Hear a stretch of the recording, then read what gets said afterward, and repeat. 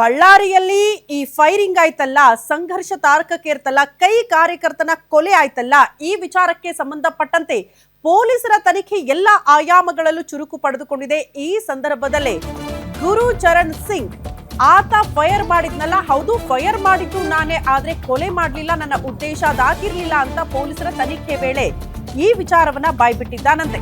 ಯಾರೀತ ಗುರುಚರಣ್ ಸಿಂಗ್ ಅಂತ ನೀವು ಪ್ರಶ್ನೆ ಮಾಡಿದ್ರೆ, ನಾರಾ ಭರತ್ ರೆಡ್ಡಿ ಅವರ ಆಪ್ತ ಸತೀಶ್ ರೆಡ್ಡಿ ಸ್ಥಳಕ್ಕೆ ಬಂದಿದ್ರಲ್ಲ, ಸತೀಶ್ ರೆಡ್ಡಿ ಜೊತೆಗೆ ಬಂದಂತ ಗನ್ಮ್ಯಾನ್ ಈತ ಗುರುಚರಣ್ ಸಿಂಗ್. ನಾನೇ ಫೈರ್ ಮಾಡಿದ್ದು ನಿಜ ಅಂತ ಆತ ಒಪ್ಕೊಂಡಿದ್ದಾನಂತೆ. ಪೊಲೀಸರ ತನಿಖೆ ವೇಳೆ ಗುರುಚರಣ್ ಸಿಂಗ್ ತಪ್ಪೊಪ್ಪಿಗೆ ಆಗಿದ್ದು, ಗುಂಡು ಹಾರಿಸಿದ್ದು ನಾನೇ, ಆದ್ರೆ ರಾಜಶೇಖರ್ ನಾನು ಕೊಲೆ ಮಾಡಲಿಲ್ಲ. ಗನ್ಮ್ಯಾನ್ ಹೇಳಿಕೆ ಮತ್ತಷ್ಟು ಸಾಕ್ಷಿಯನ್ನ ಕಲೆ ಹಾಕೋದಕ್ಕೆ ಪೊಲೀಸರು ಮುಂದಾಗ್ತಿದ್ದಾರೆ. ಆತ್ಮರಕ್ಷಣೆಗಾಗಿ ಗಾಳಿಯಲ್ಲಿ ಗುಂಡು ಹಾರಿಸಿದ್ದಾಗಿ ಗನ್ಮ್ಯಾನ್ ಹೇಳಿಕೆ ಕೊಟ್ಟಿದ್ದಾರೆ.